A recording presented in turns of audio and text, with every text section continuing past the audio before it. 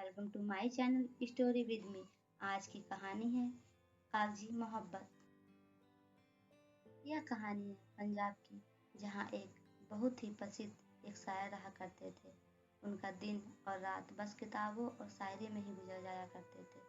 अब शायर है तो अंदाज तो कुछ शायराना तो होगा ही। वह कुछ था उनके मन में जिस कारण अंदर से उदास रहा करते थे और अपनी उदासी को शायरी की शक्ल में कागजों पर उतार दिया करते थे। पर कहते हैं ना कि शोहरत इतनी आसानी से नहीं मिलती है, पर उनकी आर्थिक हालात उतनी ही लाचार थी। घर वालों ने तो पहले ही साथ छोड़ दिया था, जैसे तैसे बस गुजारा ही चल रहा था। ऊपर से तन्हाई जीना मुश्किल हो गया था।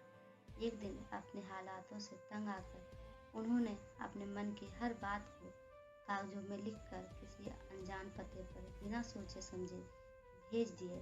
उन्होंने सोचा कि यह पता तो गलत ही है, लौटकर वापस मेरे दरवाजे ही आएगी, तो क्यों ना खुद को ही खत लिखूं। और इस तरह उन्होंने ऐसे कई उस अनजान पते पर भेजना शुरू कर दिया। पर शायद किस्मत को कुछ और ही मंजूर था। जिस पते पर उन्होंने अपने खतों को भेजा वह पता लखनऊ में रहने वाली एक चंचल सी लड़की का था। वह लड़की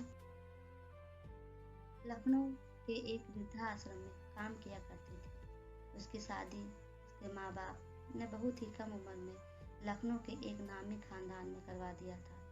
पर उसके पति की बहुत छोटी उम्र में ही मौत हो गई थी, जिसकी वजह से ससुराल वालों ने उस लड़की को हर रिश्ता तोड़ दिया, जिसके कारण वह वृद्धाश्रम में काम करके अपना गुजारा करने लगी और एक विधवा का जीवन जीने लगी। लेकिन जब उसको पहली बार वह खत मिला तो उसको लगा कि शायद किसी ने गलती से उसे भेजा है। पर जब उसको हर बार यह खत मिलने लगे तो मन में आया यह एक बार खोलकर पढ़ ही लूं, शायद किसी का जरूरी पैगाम हो। ना जाने उन खतों में उन शब्दों में क्या जादू था। वह लड़की भी वह पैगाम पढ़कर अब मुस्कुराने लगी थी। पहले गुस्से तो बहुत आया। सोचा कि अब जब डाकिया आएगा तो उसको बहुत डांटूंगी, पर ना जाने वह ऐसा कुछ क्यों नहीं कर पाई, क्योंकि उसका उन खतों में कोई फजूल की बातें नहीं, बल्कि उस शायर के मन के अंदर के भाव जो वह किसी के से कह नहीं पाया वह लिखा हुआ था। कहीं ना कहीं ऐसे भाव उस लड़की के मन में भी थे, पर समाज के नियमों ने उनके विधवा का नाम देकर नकार दिया था। यह सब सोचना भी पाप बन गया था उसके लिए। यह शायर भी हैरान था कि इतने खत लिखे मैंने, मुझे उसके जवाब आए, ना ही खत लौट कर आया। इस पर शायर ने उन खतों का जवाब मांगा। जब लड़की ने पढ़ा कि उसको जवाब चाहिए तो हैरान हो गई और सोचा कि कैसे किसी अजनबी को बिना जाने ऐसे खत लिखूं। फिर हिम्मत करके उसने 2 शब्द लिखे और भेज दिया। शायर यह जानकर कि उसकी खतों के बदले जवाब आया है बहुत ही हैरान रह गया।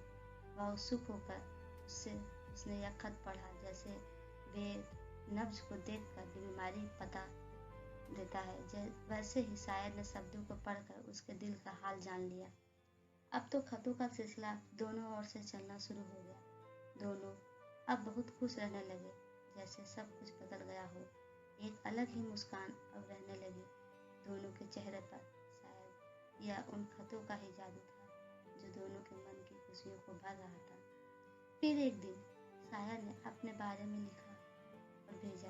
वह क्या करता है, कौन है, सब कुछ लिखकर भेज दिया, पर जवाब का इंतजार करने लगा। इधर जब लड़की को यह खत मिला तो वह डर गई। उसके मन में यह ख्याल आया कि जो मैं कर रही हूँ वह एक विधवा के लिए पाप है, और अगर मैंने सच बताया तो शायद यह खत आने बंद हो जाएंगे। इस कश्मकश में उसको पूरी रात नींद नहीं आई। फिर भी उसने हिम्मत करके अपने बारे में सब कुछ सच सच बताकर भेज दिया। जब शायर ने खत को पढ़ा तो उसके दिल में उस लड़की के लिए इज्जत और सम्मान और भी बढ़ गया, और खत का आना भी बंद नहीं हुआ। यह देखकर वह लड़की बहुत खुश हुई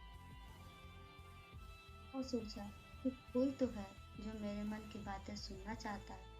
फिर एक दिन शायर ने खत में पूछा कि क्या हम कभी मिलेंगे, अगर हाँ तो कैसे, और ना है तो क्यों नहीं। लड़की ने जवाब में लिखा, यह महज एक खत नहीं है, यह हमारे मन के भाव है जो सिर्फ हम समझ सकते हैं। यह दुनिया नहीं, मिलना जुलना हर कोई चाहता है, पर मैं नहीं चाहती कि समाज मेरे कारण आपको अपशब्द कहे। इसलिए अगर आपको अच्छा लगे तो क्यों ना हम खतों से ही केवल जुड़े रहें। यह खत, यह शब्द तो केवल हमारे हैं, इनके बीच न समाज है, न कोई कानून, ना ही कोई नियम। जब शायर मेरा पढ़ा तो उसने भी उसके मन की बात को समझा और उसकी बात मान ली। समय बदला, जब शायर बहुत नाम कमाने लगा, बहुत तरक्की की, यहाँ पर लड़की भी विधवाओं की सेवा मन से करने लगी और जो उसको अब पढ़ने की चाह थी उसको पूरा करके एक अच्छी शिक्षक बन गई। पर जो नहीं बदला वह था खतों का आना जाना। माना इस कहानी में बहुत संवेदना है समाज की, कुछ कटु सत्य छुपे हैं, पर प्यार में दिल तार जुड़ना, आपसी समझ होना बहुत जरूरी है। आज की यंत्रों के दौर पे लोग पास होकर भी दूर हो गए हैं और जो दूर है वह दूर होकर भी पास हो गए। इसलिए रिश्ता कोई भी क्यों ना हो, आपसी समझ, एक दूसरे का सम्मान और दूसरे के मन की बातें सुनना बहुत जरूरी है और यही हमें कुछ सुखद जीवन का आनंद देती है। अच्छी लगी हो उसे लाइक करें, शेयर करें और ऐसे ही रोचक कहानियों के चैनल को सब्सक्राइब करें। Thank you.